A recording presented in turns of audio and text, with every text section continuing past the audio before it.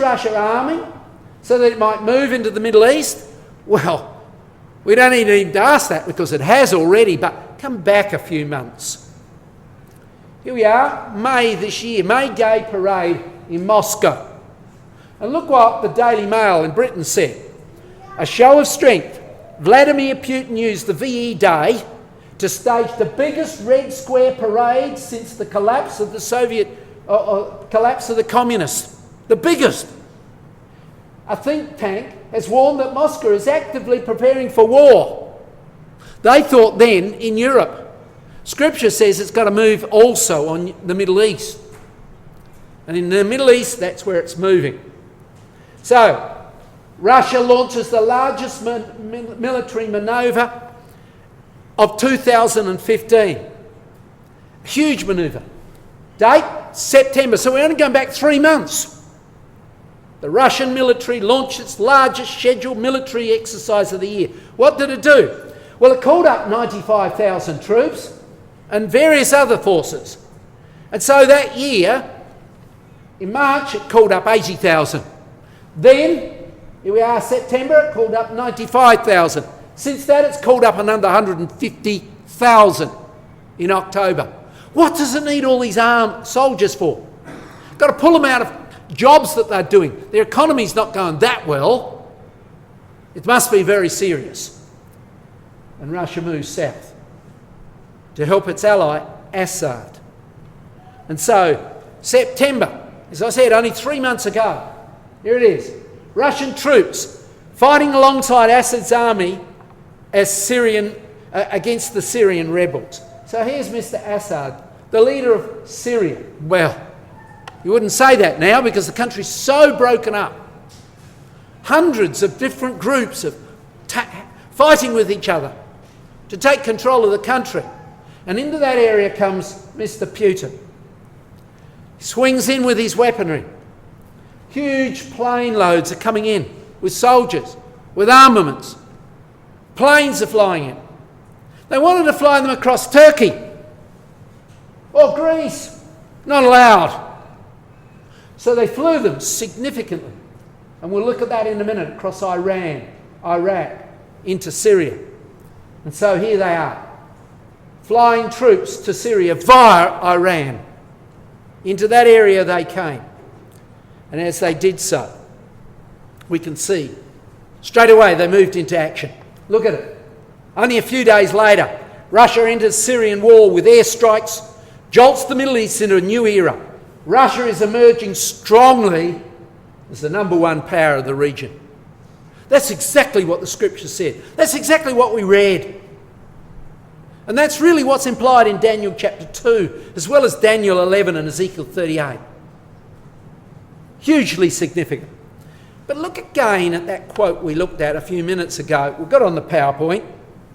Daniel 11 verse 40, it says, "And the king of the north, which we've shown to be Russia, shall come against him like a whirlwind with many chariots." Now, we want to identify this territory of the king of the north. You see, when the Grecian power broke up with the death of Alexander the Great, 4 generals took over. One of those generals was the Seleucid, the Ptolemy, and over here 2 others. The one that took control of the Seleucid territory was called the king of the north. The one that took control of this, the king of the south, clearly. So let's have a closer look at that king of the north territory. There it is, the yellow territory we've got there. There were the breakup that took place, and this is the one we're looking at now, the king of the north territory. It is that territory there.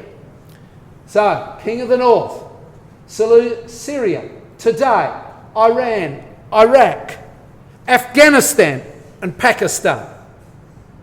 And so what we are seeing here is the territory. I'll skip this one. Oh no, sorry. And so into this area comes Russia. And it takes over that territory, which we would see in Daniel 11 being Daniel 2 being the territory of the king of the north. There it's now got in control, somewhat Syria, allied with Iraq. And so they have moved into there. Why? Because of Mr. Assad? I don't altogether believe so. But because they'd like a foothold in the Middle East. They want the key port of Tartus that was in this area up here where the Russian ships have been. They need to be in there and they want to be there. Circumstances have been moving. Ezekiel 38 went on. The next verse from what we read earlier says, "And I will turn thee back and put hooks in thy jaws and bring thee forth and all of thine army." In other words, circumstances would entice them into the Middle East. And it certainly was. Trouble in the Middle East. Assad, an ally of theirs, in trouble. The prospect of their port in Syria being lost and so on caused Russia to move. And it's moving in a big way. The biggest bombing raid in decades. In they moved. Brought in their huge aircraft carrier. From there they launched planes. From the airports in Tartus they are also launching planes. One of the biggest, the most complex heavy bomber missions in modern history. Listen to that. And here we are, November the 17th. Only just a few days ago. And then they moved. First of all against the rebels who opposed Assad.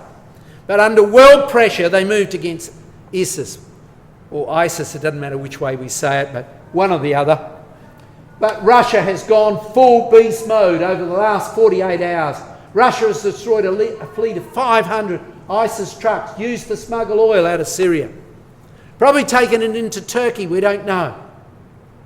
But here, the Russians are moving strongly. And they're not stopping there, and then more equipment's coming in. Vladimir is carrying out Russia's biggest military intervention outside of the old Soviet Union for almost 30 years. Here's one of the runways, as it was.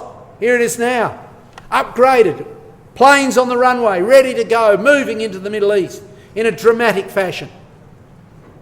But they've got allies. They've got allies in the Middle East, helping them. So, Russia enters Syrian war with airstrikes, jolts the Middle East into a new era. Russia is emerging as the strongest number one power in the region. And